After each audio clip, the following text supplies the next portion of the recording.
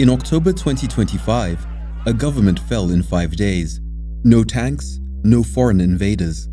Just a generation armed with smartphones, memes, and rage. This is how Gen Z helped topple the government of Madagascar, and how their uprising may signal a global shift. From Nepal to Madagascar, a new playbook for revolution is being written in real time.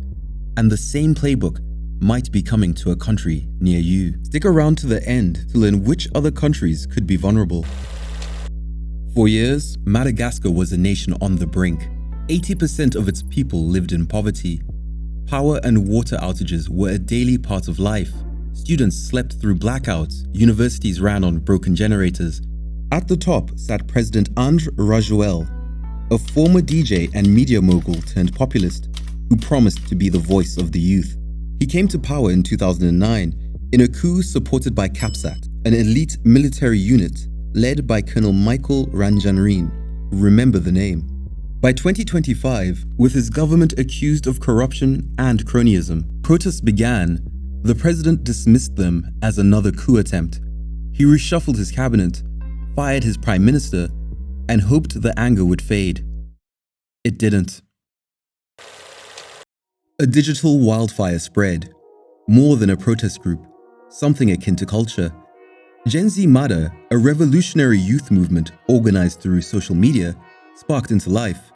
Memes, pirate flags, and anime icons filled the feed. They adopted the skull and crossbones flag from One Piece, a symbol of rebellion against a corrupt world government. No headquarters, no leaders to arrest. Just a meme ecosystem, too fast to silence. Soon, the outrage spilled offline, converging on the capital.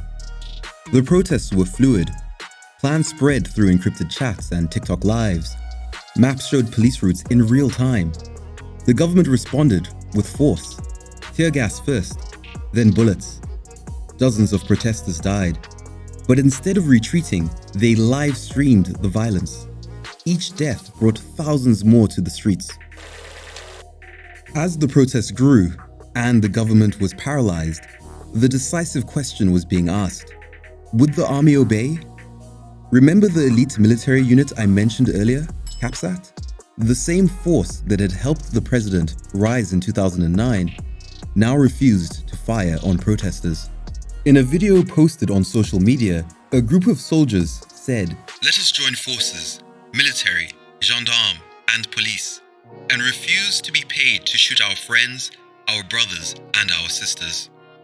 They broke ranks and joined the demonstrators, waving national flags from their trucks amidst cheering crowds. Within 48 hours, the president's government had collapsed. He fled the country, and the army announced a transitional authority with CAPSAT's Colonel Ranjanreen as the head of state. In 5 days, a youth movement had toppled a president, a crowd-sourced revolution. What happened in Madagascar wasn't random. It followed the same formula as Nepal earlier in 2025. In Kathmandu, youth anger exploded after years of corruption and the government's attempt to ban social media. Students organized through Discord and VPNs.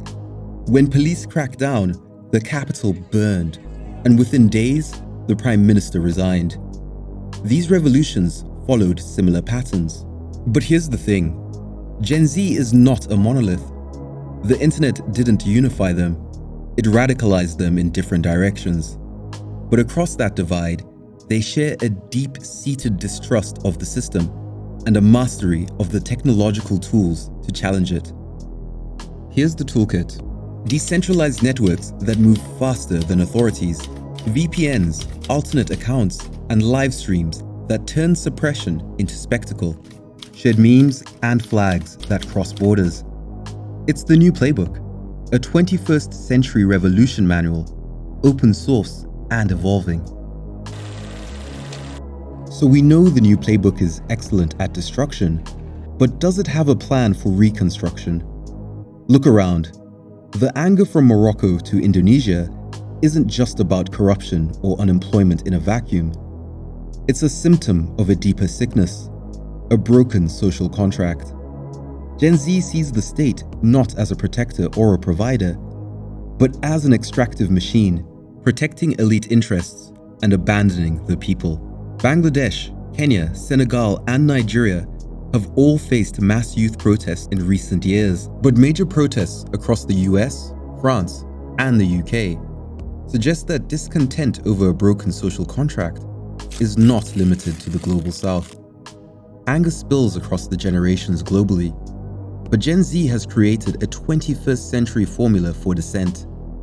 It's no longer a local anomaly, it's a trend, a volatile new force in global politics. We've seen what happens when these revolutions succeed, but what happens next? Digital revolutions can topple a government in days. Madagascar and Nepal before that proves it. But rebuilding a society, that could take a generation. But what do you think? Could this new playbook build a government as easily as it topples one? And which country do you think is most vulnerable to this new form of dissent? If you enjoyed this video, leave a like or comment, and subscribe for more videos on power, collapse, war, and the systems behind them.